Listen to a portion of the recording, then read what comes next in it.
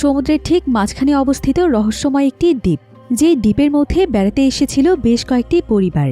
কিন্তু এই দ্বীপে আসাটাই যেন ছিল তাদের জীবনের সবচাইতে বড় ভুল। কারণ এটি ছিল এমন একটি দ্বীপ যেখানকার একদিন সময় ছিল প্রায় 100 বছরেরও বেশি। অর্থাৎ এই দ্বীপে সময় এতটা দ্রুত এগোতে থাকে যে এখানে আসার সঙ্গে সঙ্গে মানুষের বয়স বাড়তে শুরু করে। এমনকি এই দ্বীপের মধ্যে কেউ একবার প্রবেশ করলে সে আর চাইলেও কখনো এখান থেকে বের হতে পারে না। এমনকি এই দ্বীপের মধ্যেই আটকা পড়ে বয়স বেড়ে এখানেই তাদের মৃত্যু হয়ে যায়। আর এমনই এক রহস্যময় দ্বীপের মধ্যে ফেসে যায় অনেকগুলো মানুষ। কিন্তু শেষ পর্যন্ত তাদের সঙ্গে কি ঘটেছিল, তারা কি এই ভয়ানক দ্বীপে সার্ভাইভ করে বেঁচে ফিরতে পেরেছিল, সেটাই আমরা দেখব আজকের এই মুভিটির গল্পে। তাহলে চলুন ঘুরে আসা যাক অদ্ভুত এক রহস্যময় দ্বীপের গল্প থেকে। তো গল্পটি শুরু হয় আমেরিকার একটি শহরে, যেখানে আমরা গাই নামক একজন ব্যক্তিকে দেখতে পাই। গাই আজকে তার পুরো পরিবারকে নিয়ে একটি ভ্যাকেশনে যাচ্ছিল। গায়ের পরিবারে রয়েছে তার ওয়াইফ প্রেস্কা, তার মেয়ে ম্যাডক্স এবং তার ছেলে ট্রেন্ট। তাদেরকে নিয়ে ভ্যাকেশন কাটাতে গাই অনামিকা রিসোর্ট নামক অনেক দূরের একটি জায়গাতে যাচ্ছে।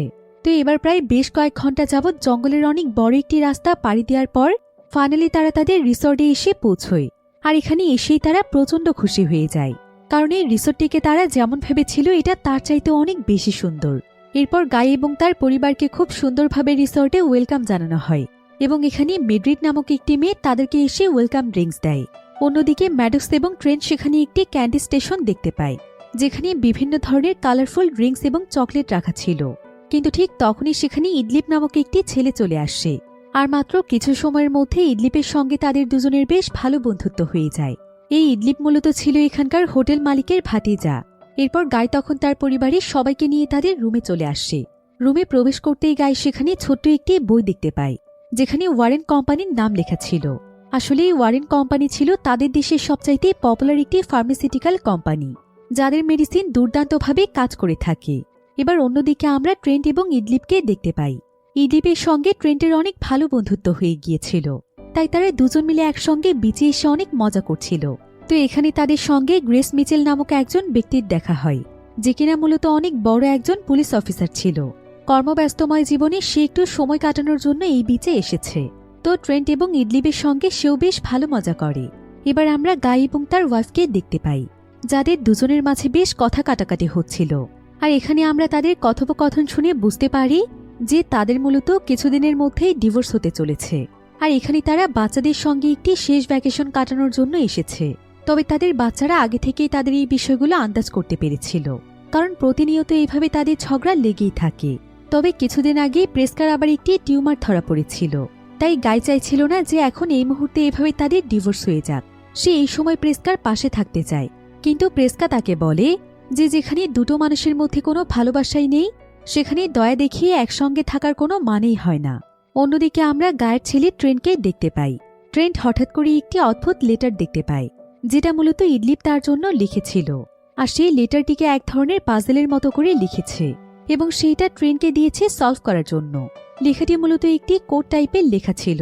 আর এই পাজেলের কাগজের সাথে এমন একটি কাগজ ছিল যেখানে প্রত্যেকটি কোড ডিকোড করা ছিল, অর্থাৎ কোন পাজেলে কোন লেটার হবে সেটা খুব ভালোভাবে দেয়া ছিল। তাই ট্রেন্ট ঠিক সেভাবেই এটাকে সলভ করার চেষ্টা করছিল।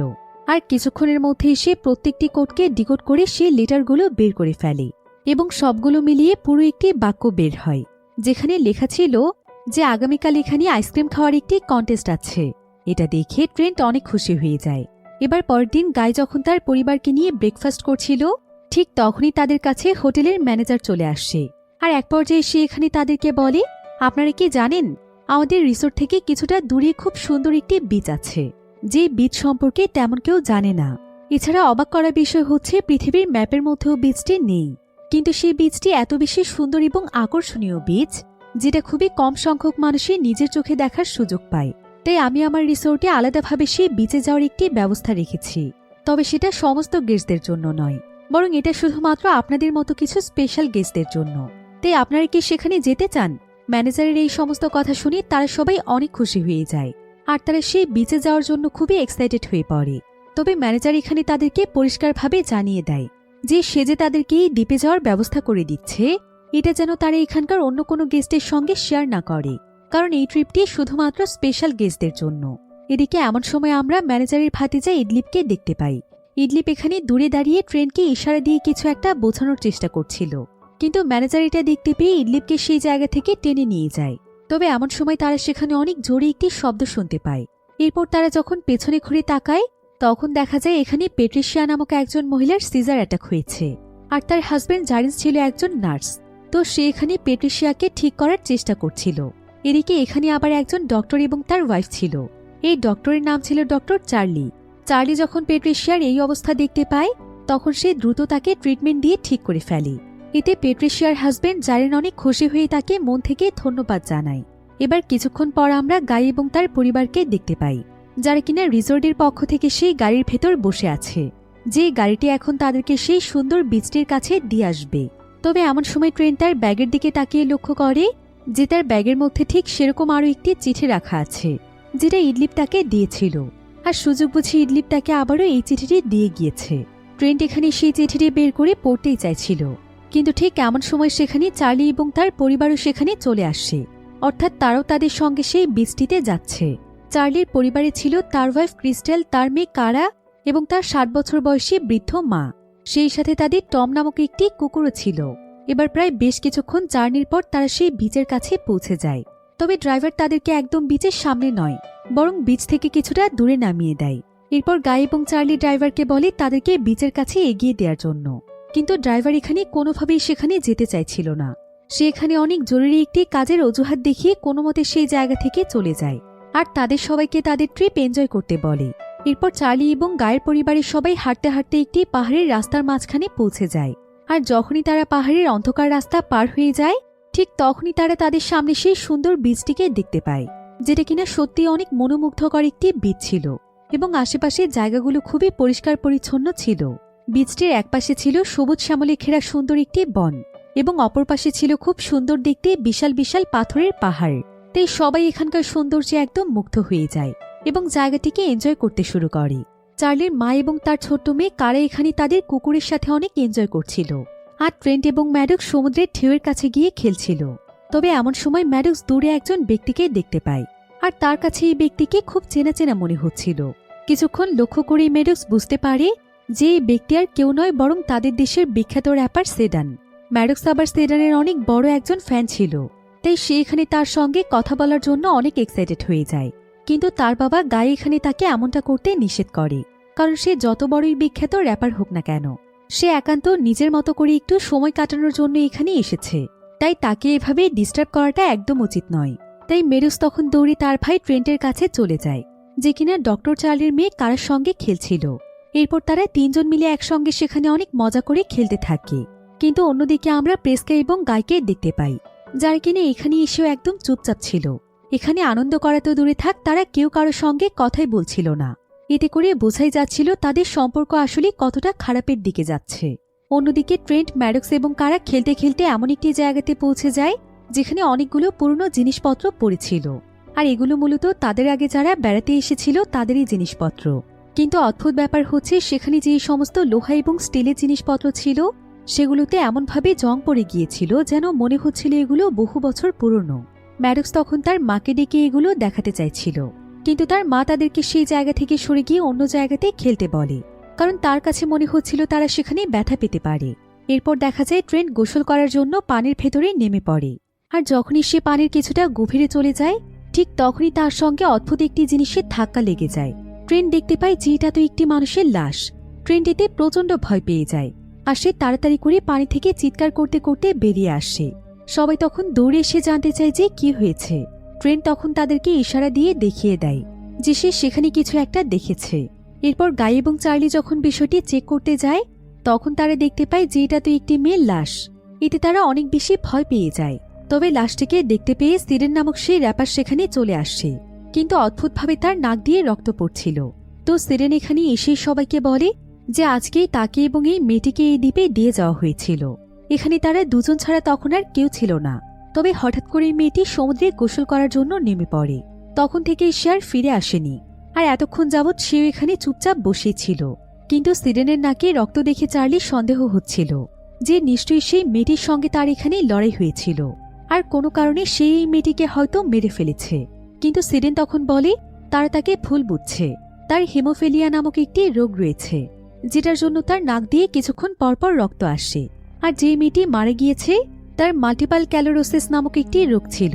এটা মস্তিষ্ক এবং শরীরের এমন একটি সমস্যা যে মস্তিষ্ক নিজেই বুঝে উঠতে পারে না শরীর আসলে কি চাচ্ছে, অর্থাৎ শরীর মস্তিষ্কের নিয়ন্ত্রণের বাইরে চলে যায়।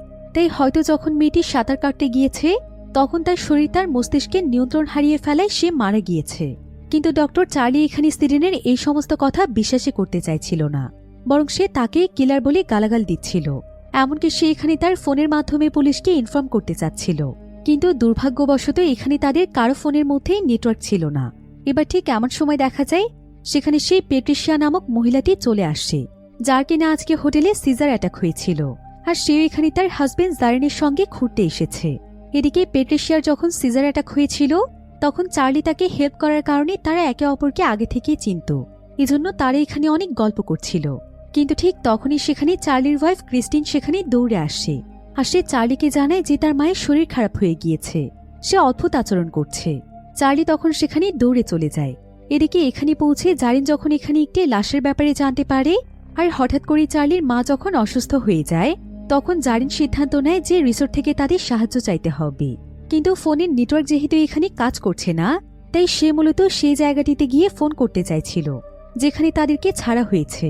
এরপর সে হাঁটতে হাঁটতে সেই পাহাড়ের চিকন রাস্তাটির মধ্যে পৌঁছে যায়, তবে অদ্ভুতভাবে তার কাছে এখন এই রাস্তাটিকে অচেনা লাগছিল। এরপর যখনই সে আরো একটু এগিয়ে যায় ঠিক তখনই যেন তার মস্তিষ্কে কিছু একটা হয়ে যায়, আর সে সঙ্গে সঙ্গে অজ্ঞান হয়ে যায়। এরপর চোখ খুললে সে দেখতে পায় যে সে বিচের কিনারায় পড়ে আছে। জারিনিতে ভীষণ ভয় পেয়ে যায়। এমন সময় তার ওয়াইফ পেট্রিশিয়া তাকে জানায় যে পাহাড়ি রাস্তায় যাওয়ার পর তার কি এমন হয়েছিল, কারণ সে কিছুদূর যেতেই আবারও পাগলের মতো ছটফট করতে করতে এখানে ফিরে এসেছে এবং সঙ্গে সঙ্গে অজ্ঞান হয়ে গিয়েছে। অন্যদিকে আমরা ডক্টর চার্লি এবং তার ওয়াইফকে দেখতে পাই। চার্লির মায়ের অবস্থা এখন অনেক খারাপ হয়ে গিয়েছিল, তাই চার্লি তাকে বাঁচানোর জন্য সিপিআর দেওয়ার চেষ্টা করছিল, কিন্তু তার কিছুক্ষণ পরে চার্লির মা সেখানেই মারা যায়। চার্লি এতে প্রচণ্ড কষ্ট পেয়েছিল। অন্যদিকে আমরা জারিন এবং তার ওয়াইফ পেট্রিশিয়াকে দেখতে পাই। তবে ঠিক এমন সময় সেখানে প্রেসকা অনেক আতঙ্কিত অবস্থায় আসে, আর সে জারিন এবং পেট্রিশিয়ার কাছে জানতে চায় যে তারা কি তার ছেলে মেয়েকে দেখেছে। কিছুক্ষণ আগেই তারা এখানেই ছিল। তবে প্রেসকার কথা শুনে ট্রেন্ট এবং ম্যাডক্স দুজনেই অনেক অবাক হয়ে যায়, কারণ তারা তো তার মায়ের সামনেই দাঁড়িয়েছিল। কিন্তু তারপরও প্রেসকা তাদেরকে চিনতেই পারছিল না, কারণ তারা দুজন এখন আর আগের মতো ছিল না, বরং তারা অনেক বড় হয়ে গিয়েছিল। কিছুক্ষণ আগে যে ট্রেন্ট মাত্র 6 বছর বয়সী ছিল তাকে দেখতে এখন প্রায় 11 বছর বয়সী ছেলের মতো লাগছিল। আর প্রেসকার মেয়ে ম্যাডক্স যেখানে 8 বছরের ছিল তাকে এখন দেখতে একদম যুবতী মেয়ের মতো লাগছিল। প্রেসকা এতে অনেক ভয় পেয়ে যায়। তবে ট্রেন্ট ভাবছিল তার মায়ের কিছু একটা হয়েছে, তাই সে দৌড়ে গিয়ে তার মাকে জড়িয়ে ধরে। এমন সময় সেখানে গায়ো তার ছেলে মেয়েকে খুঁজতে খুঁজতে চলে আসে, আর সেও এখানে তার ছেলেমেয়ের এই অবস্থা দেখে একদম অবাক হয়ে যায়, কারণ তারা সময়ের সঙ্গে সঙ্গে বড় হয়ে যাচ্ছিল। প্রেসকা তখন কাঁদতে কাঁদতে গায়কে জড়িয়ে ধরে। গায় তখন কি করবে কিছুই বুঝে উঠতে পারছিল না। সে কোনো মতে প্রেসকাকে শান্ত রাখার চেষ্টা করছিল। তবে এখানকার অদ্ভুত ঘটনাগুলো দেখে সবাই এতক্ষণে আন্দাজ করতে পেরেছিল যে এই জায়গাটি আসলে কোনো সাধারণ জায়গা নয়, বরং এখানে কোনো না কোনো রহস্য রয়েছে। তাই এখান থেকে যত দ্রুত সম্ভব বের হতে হবে। অন্যদিকে সিরেন যখন বিষয়গুলো দেখতে আসে তখন সেও এখানে বাচ্চাদের এই পরিস্থিতি দেখে প্রচণ্ড ভয় পেয়ে যায়, আর তার কাছে মনে হয় যে এখানে আর এক মুহূর্তের জন্য থাকা যাবে না। তাই সিরেন তখন সঙ্গে সঙ্গে দৌড়ে সেই জায়গা থেকে পালাতেই যাচ্ছিল, যেটা আবার দূর থেকে দেখতে পায় চার্লি। চার্লি তো আগে থেকেই সিরেনের উপর সন্দেহ ছিল, আর এখন সিরেনকে এভাবে পালাতে দেখে তার সন্দেহ দ্বিগুণ হয়ে যায়। তাই সে দৌড়ে গিয়ে সিরেনকে ধরার চেষ্টা করছিল। কিন্তু এভাবে করে যখন তারা দুজনেই সেই পাহাড়ের রাস্তাটির কাছে পৌঁছয় এবং সামনের দিকে এগিয়ে যাওয়ার চেষ্টা করে, ঠিক তখনই তাদের দুজনেরই কিছু একটা হয়ে যায়। তাদের মাথার মধ্যে এমনভাবে প্রেসার পড়তে শুরু করে যে তারা নিজের অজান্তেই আবারও সমুদ্রের কিনারায় ফিরে এসে অজ্ঞান হয়ে যায়। আর যখন তাদের দুজনের জ্ঞান ফিরে আসে তখন তারা দুজনেই নিজেদেরকে সমুদ্রের কিনারায় দেখতে পায়, যেখানে বাকি সবাই তাদের দুজনকে ঘিরে ধরেছিল। এসব কিছু দেখে তারা কেউই বুঝতে পারছিল না যে তাদের সঙ্গে এখানে আসলে কি হচ্ছে, আর তারা কিভাবে এই ভয়ানক জায়গা থেকে বের হবে। তবে তারা সবাই মিলে এখানে সিদ্ধান্ত নেয় যে যা কিছুই হয়ে যাক তারা হাল ছাড়বে না, যেভাবেই হোক তারা এই জায়গা থেকে বের হবে। তাই এক এক করে সবাই চেষ্টা করতে থাকে সেখান থেকে বের হওয়ার জন্য, কিন্তু দুর্ভাগ্যবশত তাদের সবার সাথে একই ঘটনা ঘটে। তাই সবাই এখানে বুঝে যায় তারা খুব বাজেভাবে এখানে ফেঁসে গিয়েছে। এখন এখানে সবাই এই সমস্ত ব্যাপারে কথা বলছিল। কিন্তু এমন সময় দেখা যায় চার্লি এখানে তার পকেট থেকে ছোট্ট একটি চাকু বের করে ফেলে। আর সে সেই চাকু দিয়ে সিরেনের গাল কেটে দেয়, কারণ তার এখানে মনে হচ্ছিল যে সেই মেয়েটির মৃত্যু এবং তার মায়ের মৃত্যুর পেছনে সিরেন দায়ী। তো চার্লি এখানে সিরেনের গাল কেটে দেওয়ায় সিরেন এখানে প্রচণ্ড রেগে যায়। আর তার গাল দিয়ে অনেক বেশি রক্ত পড়ার কারণে বাকিরাও চার্লির উপর প্রচণ্ড রেগে যায়। এমনকি সিরেনও এখানে চার্লিকে মারতেই যাচ্ছিল, কিন্তু সবাই এখানে কোনো মতে সিরেনকে থামায়। আর চার্লি এখানে সকলের কাছে ক্ষমা চায় এবং বলতে থাকে যে সে নিজের অজান্তে এই কাজটি করে ফেলেছে। সে নিজেও জানে না যে সে কেন সিরেনকে এভাবে আঘাত করেছে। এখানে চার্লির কথোপকথন শুনে মনে হচ্ছিল যে চার্লির হয়তো কোনো মানসিক সমস্যা হচ্ছে। এবার এমন সময় সবাই একটি অদ্ভুত ব্যাপার লক্ষ্য করে, সেটা হলো এইমাত্র সিরেনের গালে যে গভীর রক্তাক্ত ক্ষতটি ছিল, সেই ক্ষতটি দেখতে দেখতে মুহূর্তের মধ্যেই ঠিক হয়ে গিয়েছে। আর এখন শুধুমাত্র তার গালের মধ্যে একটি ছোট্ট দাগ রয়েছে। কিন্তু স্বাভাবিকভাবে এত বড় একটি ক্ষত ভালো হওয়ার জন্য প্রায় 2 থেকে 3 মাসের মতো সময়ের প্রয়োজন, কিন্তু সেই ক্ষত কিনা মাত্র কয়েক সেকেন্ডের মধ্যে ভালো হয়ে গেল। এখন এই সমস্ত কথা চিন্তা করতে করতে সবাই ভীষণ ভয় পেয়ে যায়। কিন্তু যেহেতু সিরেনের সঙ্গে এমনটা ঘটেছে, তাই চার্লি আবারও সিরেনের উপর সন্দেহ করছিল। তার কাছে মনে হচ্ছিল যে সবকিছুর পেছনে সিরেনই দায়ী। হয়তো এটা সিরেন এবং তার টিমের কোনো ট্র্যাপ হতে পারে। কিন্তু বাকিরা এখানে বুঝতে পেরেছিল যে এই জায়গাটিতে সময়ের কোনো হেরফের রয়েছে। হয়তো এই জায়গাটি সময় খুব দ্রুত পেরিয়ে যায়, এজন্যই ম্যাডক্স এবং ট্রেন্ট এত তাড়াতাড়ি বড় হয়ে যাচ্ছে। আর সিরেনের ক্ষতটিও এত দ্রুত শুকিয়ে গিয়েছে। এদিকে এমন সময় দেখা যায় চার্লিদের সঙ্গে তাদের টম নামক যে ছোট্ট পোষা কুকুরটি ছিল, যে কিনা কিছুক্ষণ আগে অনেক সুন্দরভাবে খেলে বেড়াচ্ছিল, সেই টম এখন মৃত্যুর কোলে ঢলে পড়েছে। আর চার্লি এবং বাকি সবাই যখন তাকে দেখতে আসে, তখন কিছুক্ষণের মধ্যেই সে মারা যায়। আর এইটুকু সময়ের মধ্যে কুকুরটির আকৃতিতেও পরিবর্তন এসেছিল, অর্থাৎ কুকুরটি বড় হয়ে গিয়েছিল। এর মানে হচ্ছে কুকুরটিও এখানে অস্বাভাবিকভাবে বেড়ে গিয়েছে এবং তার বয়স হয়ে যাওয়ায় সে মৃত্যুবরণ করেছে। এদিকে ঠিক এমন সময় দেখা যায় প্রেস্কা হঠাৎ করেই অসুস্থ হয়ে যায়। তার পেটের মধ্যে প্রচণ্ড ব্যথা শুরু হয়ে যায়। গাই তখন এখানে সবাইকে বলে যে প্রেস্কার পেটে একটি ছোট্ট টিউমার রয়েছে, হয়তো এটাই টিউমারেরই ব্যথা হতে পারে। সবাই তখন প্রেস্কার টিউমারটিকে চেক করছিল। আর যেহেতু এখানে চার্লি একজন ডক্টর ছিল এবং জারেন একজন নার্স ছিল, তাই তারা টিউমারের ব্যাপারে বেশ ভালোভাবেই জানত। তবে প্রেস্কা এখানে চিৎকার করতে করতে অজ্ঞান হয়ে যায়। তখন সবাই মিলে প্রেস্কার পেটের দিকে তাকিয়ে দেখতে পায় যে অদ্ভুতভাবে প্রেস্কার পেটের টিউমারটি অনেক বড় হয়ে যাচ্ছে। গাই তখন বলে এটা কোনোভাবেই সম্ভব নয়, কারণ প্রেস্কার টিউমারটি মাত্র 3 সেন্টিমিটারের ছিল, সেটা এত বড় কিভাবে হতে পারে।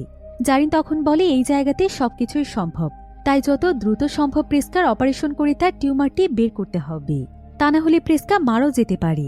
তাই জারিন এবং ডক্টর চার্লি মিলে প্রেস্কার অপারেশন শুরু করে দেয়। কিন্তু চার্লি যখন প্রেস্কার পেটটি কাটে, তখন দেখা যায় কাটা স্থানটি একা একাই ঠিক হয়ে যাচ্ছিল। তাই চার্লি টিউমারটিকে বের করার কোনো সুযোগই পাচ্ছিল না। এরপর চার্লি তখন সবাইকে বলে যে সে যখনই পেটটি কেটে দেবে, তখন সবাই যেন তাদের হাত দিয়ে জায়গাটিকে ফাঁকা করে ধরে রাখে, এতে করে সে টিউমারটিকে বের করে আনতে পারবে। এরপর চার্লির কথা মতো চার্লি যখন তার পেট কেটে দেয়, তখন সবাই তার পেটের কাটা অংশটিকে টেনে ধরে। ফলে চার্লি খুব দ্রুত সময়ে টিউমারটিকে বের করে নিয়ে আসে। এরপর তারা সবাই হাত সরিয়ে দিলে দেখা যায় প্রেস্কার অপারেশনের জায়গাটি সঙ্গে সঙ্গে ঠিক হয়ে যায় আর তার জ্ঞান ফিরে আসে। অন্যদিকে সিরেন একটু হাঁটতে হাঁটতে সেই মেয়েটির লাশের কাছে চলে আসে, যে কিনা তার সঙ্গে এসে এখানেই মারা গিয়েছিল। আর সে কোনো কিছু চিন্তা না করে যখনই লাশের উপর থেকে কাপড় সরিয়ে দেয়, তখন সে প্রচণ্ড ভয় পেয়ে গিয়ে সেখানে চিৎকার করে ওঠে। আর সে সবাইকে এখানে আসতে বলে। এরপর সবাই এখানে এসে দেখতে পায় যে সে মেয়েটির লাশটি এখন একদম পুরোপুরি একটি কঙ্কালে পরিণত হয়েছে। সেখানে লাশের কোনো রক্ত মাংসের চিহ্ন পর্যন্ত ছিল না। এটা দেখে তারা সবাই অনেক ভয় পেয়ে যায়। বিশেষ করে প্রেস্কা তো একদম অবাক হয়ে গিয়েছিল, কারণ প্রেস্কা মূলত একটি মিউজিয়ামে কাজ করত। তাই সে জানত যে একটি লাশের এভাবে পচতে কত বেশি সময় লাগতে পারে। এরপর তারা সবাই একে অপরের দিকে তাকিয়ে লক্ষ্য করে যে আস্তে আস্তে তাদের বয়সও বেড়ে যাচ্ছে, তাদের চেহারায় ভাঁজ পড়তে শুরু করেছে। অর্থাৎ এখানে আরও বেশি সময় থাকলে বয়স বৃদ্ধির সঙ্গে সঙ্গে তারা সবাই মারা যেতে পারে। এদিকে প্রেস্কা যেহেতু একটি মিউজিয়ামে কাজ করত, তাই সে এখানে তার বাচ্চাদের শারীরিক বৃদ্ধি এবং এখানকার সময়ের উপর নির্ধারণ করে বলে যে এখানে প্রতি ঘন্টায় প্রায় 2 বছরের মতো সময় পার হয়ে যায়। এখন সবাই মিলে এখানে হিসেব করে দেখতে পায় যে এখানে প্রতি ঘন্টায় যদি 2 বছর করে সময় পার হয়ে যায়, তাহলে এখানে একদিনে পার হয়ে যাবে প্রায় 50 বছরের বেশি সময়। তাই যদি তারা আগামীকাল পর্যন্ত এখানে থাকে, তাহলে শুধুমাত্র তাদের বাচ্চাদেরকে বাদ দিয়ে তারা সবাই মারা যাবে। তাই সবাই এখান থেকে বের হওয়ার রাস্তা খোঁজার চেষ্টা করছিল। তবে এমন সময় সবাই লক্ষ্য করে যে তাদের মাঝে ট্রেন্ট এবং কারা ছিল না। সবাই এতে অনেক দুশ্চিন্তায় পড়ে যায়, আর তারা ট্রেন্ট এবং কারাকে ডাকতে থাকে। কিছুক্ষণ পর ট্রেন্ট এবং কারা যখন একটি তাঁবু থেকে বেরিয়ে আসে, তখন তারা সবাই কারাকে দেখে একদম অবাক হয়ে যায়, কারণ কারা এখন প্রেগনেন্ট ছিল। আসলে কারা এবং ট্রেন্টের শারীরিক বৃদ্ধির কারণে তাদের হরমোনাল পরিবর্তন হয়েছিল, এজন্য তারা নিজের অজান্তেই একে অপরের কাছে চলে আসে। আর যেহেতু এখন এখানে সময় অনেক দ্রুত গতিতে চলছে, তাই কারা অলরেডি প্রেগনেন্ট হয়ে গিয়েছে। এসব দেখে জারিন তখন বলে, এখানে যে হিসেবে সময় চলছে সেই হিসেবে কারা এখন 5 মাসের প্রেগনেন্ট, আর মাত্র কয়েক মিনিটের মধ্যেই তার ডেলিভারির সময় চলে আসবে। একথা শুনে প্রেসকা তার মেয়ের জন্য অনেক ভয় পেয়ে যায়, আর কারো এখানে অনেক বেশি আতঙ্কিত হয়ে ওঠে। আর মাত্র কয়েক মিনিটের মধ্যেই দেখা যায় সেখানে কারার লিভার পেইন শুরু হয়ে যায়। সবাই তখন কারাকে একটি জায়গাতে শুইয়ে তার ডেলিভারি করিয়ে ফেলে। কিছুক্ষণের মধ্যেই নতুন একটি বাচ্চার কান্নার আওয়াজ শুনতে পেয়ে সবাই অনেক খুশি হয়ে যায়, আর সবাই দৌড়ে বাচ্চাটিকে দেখতে আসে। কিন্তু ততক্ষণে বাচ্চাটি মারা যায়। আসলে এখানকার সময় যেহেতু মানুষের কোষের উপর কাজ করছিল, তাই এত দ্রুতগতির কার্যকারিতায় বাচ্চাটি তার শরীরে মানিয়ে নিতে পারেনি, এজন্য জন্মের কিছুক্ষণ পরে সে মারা যায়। তাই মুহূর্তের মধ্যেই সবার খুশি যেন এখানে শেষ হয়ে যায়। বিশেষ করে ট্রেন্ট তো এখানে একদম পাগলের মতো হয়ে গিয়েছিল, কারণ সে তার জীবনে প্রথমবার বাবা হতে যাচ্ছিল। কিন্তু এভাবে চোখের সামনে নিজের সন্তানের মৃত্যু দেখাটা কোনো বাবার পক্ষেই সম্ভব নয়। তবে সবাই তাকে এখানে সান্ত্বনা দেওয়ার চেষ্টা করছিল। অন্যদিকে ডক্টর চার্লির মানসিক অবস্থা অনেকটাই খারাপ হয়ে গিয়েছিল। আসলে তার আগে থেকে একটি মানসিক ডিসঅর্ডার ছিল, আর এখানে আসার পর সেটা আরো ভালোভাবে দেখা দিয়েছে। এখন তো সে এখানে আরো আবল তাবল কথা বলতে শুরু করেছে। এমনকি সে এখানে সবকিছুর জন্য এখন জারিনকে দায়ী মনে করছে। সে জারিনকে বলছে জারিনের জন্য নাকি তারা এখানে ফেঁসে গিয়েছে। এরপর সে এখানে জারিনকে তার চাকু দিয়ে মারতে যাচ্ছিল। তবে এমন সময় তার ওয়াইফ ক্রিস্টিন তাকে শান্ত করার চেষ্টা করে, কিন্তু চার্লির মস্তিষ্কের অবস্থা এতটাই খারাপ হয়ে গিয়েছিল যে সে এখানে তার ওয়াইফ ক্রিস্টিনকেও অনেক উল্টোপাল্টা কথা বলতে শুরু করে। ক্রিস্টিনের আসলে ক্যালসিয়ামজনিত একটি রোগ ছিল, যার কারণে সে অনেক বেশি রোগা ছিল। আর এখন যেহেতু সময়ের সঙ্গে সঙ্গে তার বয়স বেড়ে চলেছে, তাই চার্লি এখানে তাকে বলে তার মতো কুৎসিত মেয়ে সে কোনোদিনও দেখেনি, আর আজ থেকে সে তাকে তার চোখের সামনে দেখতে চায় না। এখন নিজের হাজবেন্ডের মুখে এমন কথা শুনে ক্রিস্টিন অনেক বেশি কষ্ট পায়, কারণ ক্রিস্টিন সবসময় নিজেকে নিয়ে অনেক প্রাউড ফিল করত, আর সে নিজেকে খুবই সুন্দরী ভাবত এবং সবসময় নিজেকে ফিট এবং সুন্দর রাখার চেষ্টা করত। কিন্তু এখানে সময়ের সঙ্গে সঙ্গে তার বয়স বৃদ্ধির কারণে নিজের সৌন্দর্য হারিয়ে এমন কথা শোনার পর সে এটা মানতে পারছিল না। তাই সে সেখান থেকে উঠে সকলের কাছ থেকে অনেক দূরে গিয়ে একটি জায়গাতে বসে থাকে। অন্যদিকে আমরা সিরেনকে দেখতে পাই। সিরেনও এসব কিছুর উপর অনেক বিরক্ত হয়ে একটি জায়গাতে বসেছিল এবং সে বোঝার চেষ্টা করছিল যে আসলে কি করলে এই জায়গা থেকে সে বের হতে পারবে। কিন্তু এদিকে চার্লি পুরোপুরিভাবে তার মানসিক ভারসাম্য হারিয়ে ফেলেছিল। তাই সে যখনই তার সামনে সিরেনকে দেখতে পায়, তখন সে যেন একদম পাগলের মতো হয়ে যায়, আর সে সঙ্গে সঙ্গে সিরেনের উপর হামলা করে বসে। সে এখানে মারতে মারতে অনেক নির্মমভাবে সিরেনকে মেরে ফেলে, আর সবাই সিরেনের চিৎকার শুনে দৌড়ে আসে। তবে ততক্ষণে সিরেন সেখানে মারা যায়।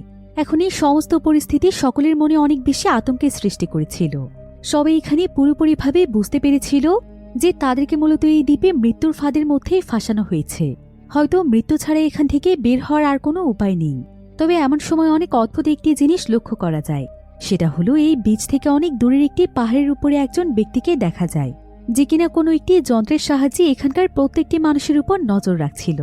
এদিকে এবার বীচের সামনে দাঁড়িয়ে সবাই প্ল্যান করছিল যে কিভাবে তারা এখান থেকে বের হতে পারবে। তবে এমন সময় জারিন বলে যে তার এখানে আর অপেক্ষা করার সময় নেই, কারণ তার ওয়াইফ প্যাট্রিশিয়ার যে কোনো সময় সিজার অ্যাটাক হতে পারে, আর সঠিক সময়ে মেডিসিন না পেলে সে মারা যাবে। তাই তাকে যেভাবেই হোক এখান থেকে বের হওয়ার রাস্তা বের করতে হবে। জারিন আসলে এখানে আসার পর একটি জিনিস লক্ষ্য করেছিল যে প্যাট্রিশিয়া এই দ্বীপে আসার পর তার একবারের জন্য সিজার অ্যাটাক হয়নি, যেটা কিনা খুবই অদ্ভুত একটি বিষয় ছিল, কারণ এতক্ষণে তার অনেকবার সিজার অ্যাটাক হয়ে যাওয়ার কথা। এদিকে জারিন এখানে সবার এবং প্যাট্রিশিয়ার কাছ থেকে বিদায় নেয়, আর সে সিদ্ধান্ত নেয় যে সে সমুদ্রের সাঁতার কেটে অপর প্রান্তে যাবে এবং যেভাবেই হোক সে বের হওয়ার রাস্তা খুঁজে বের করবে। তাই সে অনেক সাহস নিয়ে সমুদ্রের পানিতে নেমে পড়ে। এদিকে গায়ের কাছে একটি বিষয় খুবই পরিষ্কার হয়ে যাচ্ছিল।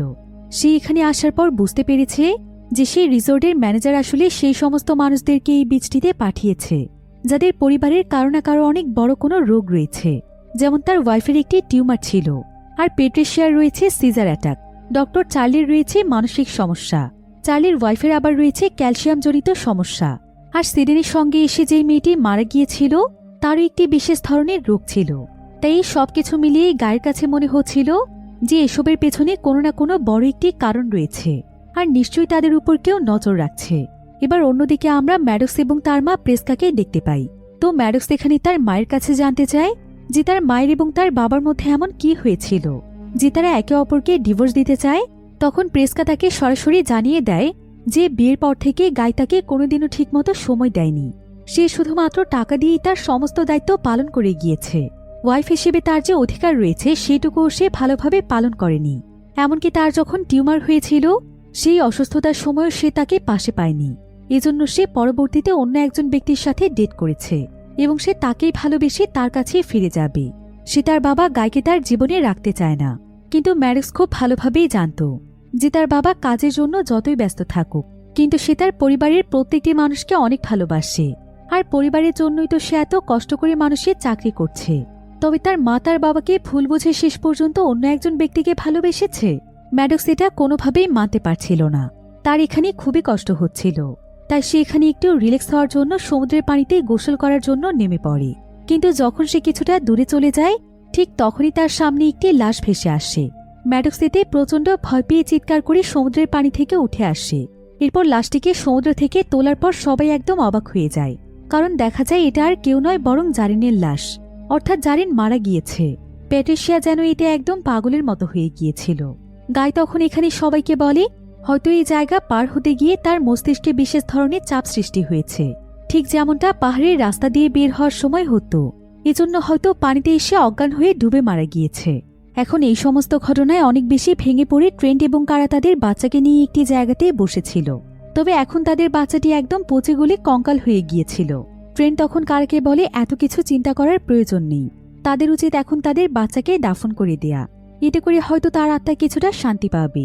এরপর ট্রেন্ট তখন কারার কাছ থেকে তাদের বাচ্চাটিকে নিয়ে দাফন করে দেয়। কিন্তু যখনই ট্রেন্ট পেছনে ঘুরে তাকায় তখন সেখানে আর কারা ছিল না। ট্রেন্ট এতে অনেক ভয় পেয়ে যায়, আর সে উপরে তাকিয়ে দেখতে পায় যে কারা এখানকার পাহাড় পার হয়ে বেরিয়ে যাওয়ার চেষ্টা করছে। তবে ট্রেন্ট বারবার কারাকে নেমে আসতে বলছিল। এমনকি সে এখানে বাকি সবাইকেও ডেকে নিয়ে আসে।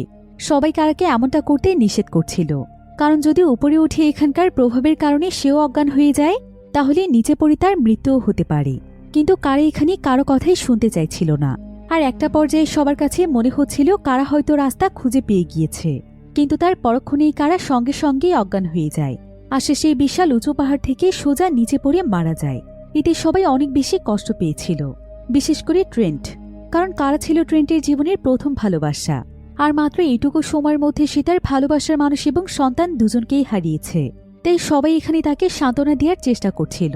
এবার এমন সময় দেখা যায় হঠাৎ করে প্যাট্রিসিয়ার সিজার অ্যাটাক শুরু হয়ে যায়। সে অনেক বেশি অসুস্থ হয়ে পড়ে, কিন্তু এখানে তাদের কারো কাছে কোনো মেডিসিন ছিল না যেটার মাধ্যমে প্যাট্রিসিয়াকে তারা সুস্থ করে তুলবে। আর এখানে যেহেতু সময় অনেক দ্রুত পার হচ্ছিল তাই দেখা যায় মাত্র কয়েক মিনিটের মধ্যে প্যাট্রিসিয়ার আরও বেশ কয়েকবার সিজার অ্যাটাক হয়ে যায়, যার ফলে কিছুক্ষণের মধ্যেই ছটফট করতে করতে প্যাট্রিসিয়া মারা যায়। আর এভাবে একের পর এক প্রত্যেকটি মানুষের মৃত্যু দেখে সবাই অনেক ডিপ্রেসড হয়ে যায়। সেই সাথে গাই এখানে লক্ষ্য করে যে বয়সের সঙ্গে সঙ্গে তার দৃষ্টিশক্তিও কমে এসেছে। আর প্রেসকে এখানে তার এক কান দিয়ে কিছুই শুনতে পাচ্ছে না। তাদের দুজনের শরীরেই পার্থক্য দেখা দিয়েছে। তবে এখানে সবচাইতে বেশি অবস্থা খারাপ ছিল ক্রিস্টিনের, কারণ ক্রিস্টিনের যে ক্যালসিয়ামের সমস্যাটি ছিল সময়ের সঙ্গে সঙ্গে সেই সমস্যা আরও বেশি বেড়ে চলেছিল। আর ক্রিস্টিন যখন নিজের সুন্দর রূপের এই অবস্থা দেখতে পায় তখন সে চাইছিল না কেউ তাকে এভাবে দেখুক, তাই সে সকলের কাছ থেকে দূরে সরে গিয়ে একটি অন্ধকার জায়গাতে চলে যায়। এদিকে সন্ধে হয়ে যাওয়ায় ট্রেন্ট এবং ম্যাডক্স মিলে সেখানে আগুন জ্বালায়, আর তারা পুরো পরিবার মিলে সেখানে বসে পড়ে। এমন সময় গায়ে আস্তে আস্তে প্রেস্কার কাছে আসে, আর সে প্রেস্কার কাছে ক্ষমা চেয়ে বলে তুমি সারা জীবন যা চেয়েছ আমি তোমাকে সেটা দিতে পারিনি। হয়তো কর্মব্যস্ততার জন্য আমি ভুলেই গিয়েছিলাম যে হাজবেন্ড হিসেবে আমারও তোমাকে বেশি সময় দেওয়ার প্রয়োজন ছিল, কিন্তু সব সময় স্ট্রেসে থাকার কারণে বিষয়টি আমি তোমাকে ভালোভাবে বোঝাতে পারিনি। তবে তুমি লাস্ট আমাকে যে মেসেজগুলো দিয়েছিলে সেগুলো আমি পড়েছিলাম, আর আমি অনেক আগে থেকেই জানি তুমি আমাকে না বরং অন্য একজন মানুষকে ভালোবাসো। আমি তোমার সিদ্ধান্তকে সম্মান জানাই, কিন্তু বিশ্বাস করো যা কিছুই হয়ে যাক আমি কখনোই তোমাকে হারাতে চাইনি। জীবনের শেষ নিঃশ্বাস পর্যন্ত তোমার সঙ্গেই থাকতে চেয়েছি। এসব কথা শুনে প্রেস্কাও তার ভুল বুঝতে পারি। সে বুঝে যায় যে গাইকে সে আসলে কতটা ভুল বুঝেছিল। তাই সেও এখানে গায়ের কাছে শেষবারের মতো ক্ষমা চেয়ে বলে, হয়তো তুমি আমার সঙ্গে মন থেকে শেষ নিঃশ্বাস পর্যন্ত বাঁচতে চেয়েছিলে, তাই হয়তো সৃষ্টিকর্তা আমাদেরকে এই পরিস্থিতিতে ফেলেছে। এরপর তারা দুজন মিলে এখানে নিজেদের পরিণতি মেনে নেয়, আর তারা দুজন একসঙ্গে নিজেদের শেষ সময়টুকু কাটানোর জন্য প্রস্তুত হয়ে যায়। অন্যদিকে ট্রেন্ট এবং ম্যাডক্স আগুন জ্বালিয়ে রাখার জন্য বেশ কিছু জিনিসের খোঁজ করছিল, আর ঠিক তখনই তারা হঠাৎ করে সেখানে একটি ডায়েরি খুঁজে পায়। আর এটা ছিল এমন একজন রাইটারের ডায়েরি যে কিনা তাদের মতো এই দ্বীপে এসে ফেসে গিয়েছিল, আর তাদের সঙ্গে যা কিছু ঘটেছিল সেগুলো সেই ডায়েরিতে লিখে গিয়েছে। এমনকি এখানে তার সঙ্গে যাদের যাদের মৃত্যু হয়েছে তাদের নাম এবং পদবিও লিখে গিয়েছে। এসব দেখে ট্রেন্ট এবং ম্যাডক্স এটা ভেবেই অবাক হয়ে যায় যে না জানি তাদের আগে কত মানুষ এখানে নিজেদের জীবন দিয়েছে। অন্যদিকে গাই এবং প্রেস্কা যখন নিজেদের মাঝে গল্প করছিল, ঠিক তখনই সেখানে হঠাৎ করে চার্লি চলে আসে। আর চার্লি এখন পুরোপুরিভাবে নিজের মানসিক ভারসাম্য হারিয়ে ফেলেছিল, তাই সে সঙ্গে সঙ্গে নিজের চাকু দিয়ে গায়ের উপর হামলা করে দেয়। সে গাইকে অনবরত চাকু দিয়ে মারতে থাকে, কিন্তু এখানে সময়ের অনেক ব্যবধানের কারণে সঙ্গে সঙ্গে গায়ের কাটা স্থানগুলো আবারও ঠিক হয়ে যাচ্ছিল। এদিকে গাইকে বাঁচানোর জন্য প্রেস্কা এখানে চার্লিকে থামানোর চেষ্টা করে, কিন্তু চার্লি তখন প্রেস্কার উপরেও হামলা করে দেয়। চার্লি এত বেশি ভয়ানক হয়ে উঠেছিল যে গাই এখন তার সন্তানদের জন্য অনেক ভয় পেয়ে গিয়েছিল। তাই গাই প্রেস্কাকে বলে তার ছেলেমেয়ের কাছে যাওয়ার জন্য এবং তাদেরকে কোথাও লুকিয়ে পড়তে বলার জন্য, যাতে করে চার্লি তাদেরকে দেখতে না পায়। প্রেস্কা তখন দৌড়ে চলে যায় ট্রেন্ট এবং ম্যাডক্সের কাছে, আর সে তাদের দুজনকে একটি পাহাড়ের গুহার মধ্যে লুকিয়ে থাকতে বলে। কিন্তু এখানে কিছু সময় থাকার পর ট্রেন্ট এবং ম্যাডক্স পেছন থেকে কিছু শব্দ শুনতে পায়। তারা তখন তাদের লাইটারের মাধ্যমে যখন সেখানে আগুন জ্বালিয়ে দেখার চেষ্টা করে, তখন দেখা যায় যে সেখানে চার্লির ওয়াইফ ক্রিস্টিন রয়েছে। আর ক্রিস্টিনের পরিস্থিতি এতটাই ভয়ঙ্কর হয়ে গিয়েছিল যে ক্রিস্টিন কোনোভাবেই চাইছিল না তাকে কেউ দেখুক, তাই সে এখানে প্রচণ্ড রেগে যায়। আর সে বিশাল একটি পাথর উঠিয়ে নিয়ে তাদেরকে তাড়িয়ে দেওয়ার চেষ্টা করতে থাকে। কিন্তু বয়সের সঙ্গে সঙ্গে তার ক্যালসিয়ামের সমস্যা এত বেশি বেড়ে গিয়েছিল যে তার শরীরের প্রত্যেকটি হাড় একদম লাকড়ির মতো হয়ে গিয়েছিল। তাই যখন সে ভারী একটি পাথর ওঠায় তখন তার শরীরের প্রত্যেকটি হাড় দুমড়ে মুচড়ে যায়।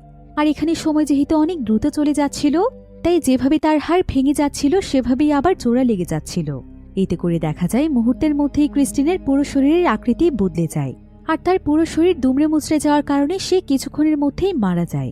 অন্যদিকে চার্লি এখনও গায়ের উপর অনবরত হামলা করছিল। তবে সৌভাগ্যবশত প্রেস্কা সেখানে অনেক পুরনো একটি জং লাগা চাকু খুঁজে পায়, আর সে গাইকে বাঁচানোর জন্য সেই চাকু দিয়ে চার্লির উপর হামলা করে বসে। কিন্তু সেখানে যেহেতু সময় অনেক দ্রুতগতিতে চলছিল আর চাকুর ভেতরে জং লাগা ছিল, তাই সঙ্গে সঙ্গে রক্তের মাধ্যমে চার্লির পুরো শরীরে ভয়ানক একটি ইনফেকশন ছড়িয়ে পড়ে। আর মাত্র কয়েক মিনিটের মধ্যে চার্লি সেখানে ছটফট করতে করতে মারা যায়। এখন এই বীজের মধ্যে শুধুমাত্র বেঁচে ছিল গাই এবং তার পরিবার। তবে সময় বাড়ার সঙ্গে সঙ্গে গাই এবং প্রেস্কার বয়স অনেক বেশি বেড়ে যাচ্ছিল। বিশেষ করে গাই এখন নিজের স্মৃতিশক্তিও ভুলতে বসেছিল। সেখানে প্রেস্কাকে বলে, আমাদের মধ্যে কি কোনো বিষয় নিয়ে ঝগড়া হচ্ছিল? তবে প্রেস্কা তখন তাকে সান্ত্বনা দিয়ে বলে যে তারা সবসময় একসঙ্গে অনেক হ্যাপি ছিল। এই বলে প্রেস্কা গায়ের মাথা তার ঘাড়ে রাখে। এবার কিছু সময় পার হয়ে যাওয়ার পর দেখা যায় গাই সেখানে হাসতে হাসতে মৃত্যুবরণ করে। গায়ের মৃত্যুতে ট্রেন্ট এবং ম্যাডক্স দুজনে অনেক ভেঙে পড়েছিল। তবে প্রেস্কা এটা মেনে নিয়েছিল, কারণ সে জানত যে কিছুক্ষণ পর সেও মারা যাবে। সে তখন আস্তে আস্তে সমুদ্রের কিনারার কাছে যায়, আর যখন সে সেখানে আরও কিছু সময় দাঁড়িয়ে থাকে তখন বয়স হয়ে যাওয়ার কারণে সেও মারা যায়। এদিকে ম্যাডক্স এবং ট্রেন্ট তাদের মা বাবা দুজনকেই হারিয়ে একদম দিশেহারা হয়ে পড়ে। বিচের কিনারায় বসে কাঁদতে কাঁদতে তারা সেদিন সারা রাত পার করে দেয়। এরপর সেদিন সকালবেলা দেখা যায় বিচের মধ্যে আরও অনেক সময় পার হয়ে যাওয়ার কারণে ট্রেন্ট এবং ম্যাডক্স দুজনেরই বয়স বেড়ে গিয়েছে।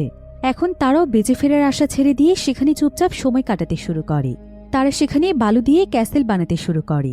কিন্তু ঠিক এমন সময় ট্রেন্টের মনে পড়ে যায় যে যখন তারা এখানে আসছিল তখন সেই রিসোর্টের ম্যানেজারের ভাতিজা ইদলিপ তাকে একটি চিঠি দিয়েছিল, যেটা কিনা মূলত কোড ল্যাঙ্গুয়েজ দিয়ে লেখা ছিল।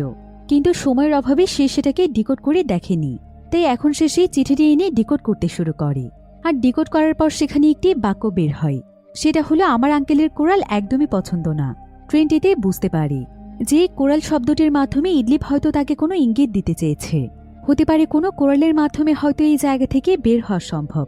আর কোরাল হচ্ছে সামুদ্রিক কিছু ছোট ছোট প্রাণী, যারা কিনা একসঙ্গে একত্রিত হয়ে বিশাল বড় পাথরের মতো একটি জায়গা তৈরি করে ফেলে। আর কোরালকে দেখতে অনেকটা গাছের শেকড়ের মতো মনে হয়। তো ট্রেন্ট এবং ম্যাডক্স এখানে সিদ্ধান্ত নেয় যে তারা এখানকার কোরাল খুঁজে বের করবে। হতে পারে এটাই তাদের বেঁচে ফেরার শেষ একটি সুযোগ। এরপর তারা দুজন যখন সমুদ্রের পানির দিকে তাকায় তখন তারা সেখানে বিশাল বড় একটি কোরাল দেখতে পায়। আর তারা আস্তে আস্তে সেই কোরালের দিকে এগিয়ে যায়। কোরালটির মধ্যে যেতেই দেখা যায় যে সত্যি সত্যি কোরালটির মাঝখানে একটি সুড়ঙ্গ রয়েছে। এটাই হয়তো এই জায়গা থেকে বের হওয়ার রাস্তা। তাই তারা দুজন মিলে তখন কোরালের সেই সুড়ঙ্গটি পার হওয়ার চেষ্টা করছিল। কিন্তু এমন সময় দেখা যায় কোরালের একটি জায়গাতে ম্যাডক্সের জামা আটকে যায়। আর ট্রেন তখন তাকে বাঁচানোর জন্য পেছনে ফিরে আসে। অন্যদিকে পাহাড়ের উপর থেকে যে ব্যক্তি তাদের উপর নজর রাখছিল, সেই ব্যক্তি আসলে আর কেউ নয় বরং সেই ড্রাইভার, যে কিনা তাদের সবাইকে এখানে রাখতে এসেছিল। তো সে এখানে অনেক সময় যাবৎ ট্রেন্ট এবং ম্যাডক্সের উপর নজর রাখছিল। আর অনেক সময় পার হয়ে যাওয়ার পরও ট্রেন্ট এবং ম্যাডক্স যখন পানি থেকে উঠে আসছিল না, তখন সে বুঝতে পারে যে তারা দুজনও মারা গিয়েছে। সে তখন তার বেসে ফোন দিয়ে জানিয়ে দেয় যে এখানকার সবাই এখন মারা গিয়েছে। সে এক্ষুনি সমস্ত রেজাল্ট এবং ডেটা নিয়ে আসছে। এরপর দেখা যায় সেই ড্রাইভার সঙ্গে সঙ্গে সেই রিসোর্টের নিচের একটি বেসমেন্টে চলে আসে, যেটা কিনা মূলত একটি ল্যাব ছিল। সেখানে কয়েক শত ডক্টর আলাদা আলাদা এক্সপেরিমেন্টের উপর ব্যস্ত ছিল। আর এখানে আমরা জানতে পারি যে রিসোর্ট তো শুধুমাত্র দেখানোর জন্য, বরং এই রিসোর্টের আড়ালে রয়েছে ভয়ানক এক এক্সপেরিমেন্ট। আসলে গাই এখানে যে ফার্মাসিউটিক্যাল কোম্পানির বইটি দেখতে পেয়েছিল, যেটা কিনা তাদের দেশে অনেক বেশি বিখ্যাত ছিল, সেই ওয়ারেন কোম্পানি মূলত এই রিসোর্টটিকে পরিচালনা করে। আসলে এই রিসোর্টের পাশে সেই বিচের জায়গাটি ছিল সত্যি সত্যি রহস্যময়। অর্থাৎ সেখানে কেন সময় এভাবে দ্রুত কাটত এই ব্যাপারে কেউ জানত না। কিন্তু রিসোর্টের ম্যানেজার যখন এই বিষয়টি জানতে পারে, তখন তারা এই জায়গাটিতে বিশাল বড় কাজে লাগানোর সিদ্ধান্ত নেয়। তাই তারা এই ওয়ারেন ফার্মাসিউটিক্যাল কোম্পানির সাথে জুড়ে যায় আর তাদের রিসোর্টের বিজ্ঞাপন বিভিন্ন হসপিটালে দিয়ে দেয়, যাতে করে যে কোনো অসুস্থ মানুষ তাদের অফার দেখতে পেয়ে এখানে সময় কাটানোর জন্য আসে। আর তাদের রিসোর্টে আসার পর কৌশলে তারা মানুষদেরকে সেই বীজের মধ্যে পাঠিয়ে দেয়। এই কাজটি মূলত তারা এই কারণেই করে, কারণ তারা প্রতিনিয়ত বিভিন্ন ধরনের মেডিসিনের উপর এক্সপেরিমেন্ট চালিয়ে যাচ্ছিল। তাই যখনই তাদের রিসোর্টে কোনো মানুষ আসে, অর্থাৎ বিশেষ করে যারা পেশেন্ট আসে, তারা রিসোর্টে ড্রিঙ্কসের মাধ্যমে তাদেরকে সেই এক্সপেরিমেন্ট করা মেডিসিনগুলো খাইয়ে দেয় এবং এরপর কৌশলে সেই বীজের মধ্যে পাঠিয়ে দেয়। আর বীজটিতে যেহেতু একদিনের মধ্যে কয়েক বছর সময় পার হয়ে যায়, যার কারণে রিসার্চ টিমের সবাই বুঝতে পারে যে তারা যেই মেডিসিনটি আবিষ্কার করেছে সেটা কতটুকু কার্যকর হয়েছে। অর্থাৎ যেই মেডিসিনের উপর রিসার্চ সম্পূর্ণ করতে তাদের যুগের পর যুগ সময় লাগত, সেখানে তারা একদিনের মধ্যে সেই মেডিসিনের রেজাল্ট পেয়ে যায় এবং পরবর্তীতে সেগুলো তারা বাজারে লঞ্চ করে দেয়। আর এসব কিছুর মূলে রয়েছে সেই রিসোর্টের ম্যানেজার। তো সেই ম্যানেজার এখানে তার পুরো টিমকে বলে যে তাদের এবারের মিশনটিও সাকসেসফুল হয়েছে। তারা সফলভাবে সিজার অ্যাটাকের মেডিসিন তৈরি করে ফেলেছে। পেট্রিশিয়া, যার কিনা বারবার সিজার অ্যাটাক হতো, তাকে সেই মেডিসিনটি দেওয়ার পর সে যতটুকু সময় সেই বিচে সার্ভাইভ করেছে সেটা ছিল প্রায় 16 বছরের সমান। আর 16 বছরে তার একবারের জন্য সিজার অ্যাটাক হয়নি। তার মানে তারা তাদের এক্সপেরিমেন্টে সফল হয়েছে। এখন তারা এই সিজার অ্যাটাকের মেডিসিন বাজারে লঞ্চ করতে পারবে। তাই তারা সবাই মিলে এই বিষয়টিকে সেলিব্রেট করছিল। আর একদিকে তাদেরই আরেকটি টিম সেই সমস্ত মানুষদের সমস্ত তথ্য রিমুভ করে দিচ্ছিল, যাদেরকে মূলত সেই বীজটিতে পাঠানো হয়েছে, যাতে করে তাদের কোনো অস্তিত্বই খুঁজে না পাওয়া যায়। অন্যদিকে আমরা সেই কোরালটিকে দেখতে পাই, যেখানে ট্রেন্ট এবং ম্যাডক্স এখনও বেঁচে আছে। আর ফাইনালি তারা সেই কোরালটি পার হয়ে বের হতে পেরেছিল এবং সেই সময়ের বেড়াজাল থেকে মুক্তি পেয়েছিল। ট্রেন তখন তার বোন ম্যাডক্সকে নিয়ে সোজা সেই পুলিশ অফিসারের কাছে আসে, যাদের সঙ্গে তার গতকালই বিচে দেখা হয়েছিল। ট্রেন্ট এবং ম্যাডক্স তখন সেই পুলিশ অফিসারকে সবকিছু জানিয়ে দেয় এবং তাকে সেই ডায়েরিটিও দিয়ে দেয়, যে ডায়েরিটি তারা বিচের মধ্যে খুঁজে পেয়েছিল, যেখানে কোনো রাইটার সেখানে মারা যাওয়া বিভিন্ন মানুষের তথ্য লিখে গিয়েছে। সেই অফিসার তখন সঙ্গে সঙ্গে তার মেইন অফিসে ফোন দেয় এবং যে সমস্ত মানুষের মৃত্যুর কথা ডায়েরিতে লেখা ছিল তাদের ব্যাপারে তদন্ত চালাতে বলে।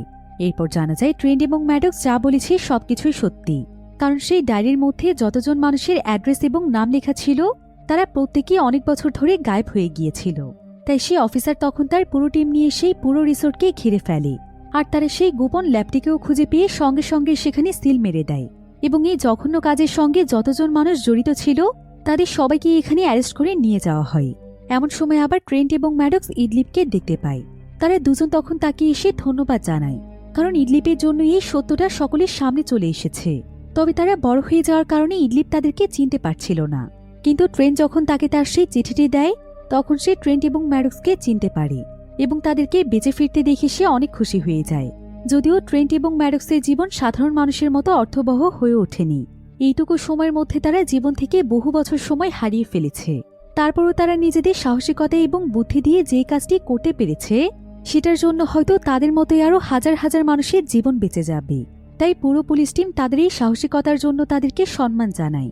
ফাইনালি ম্যাডক্স এবং ট্রেন্টের আপ্রাণ চেষ্টা করার পর এই ভয়ানক এক্সপেরিমেন্টটি চিরদিনের জন্য বন্ধ হয়ে যায়। আর এমনই একটি থ্রিলিং এন্ডিংয়ের মাধ্যমে গল্পটি এখানেই শেষ হয়ে যায়।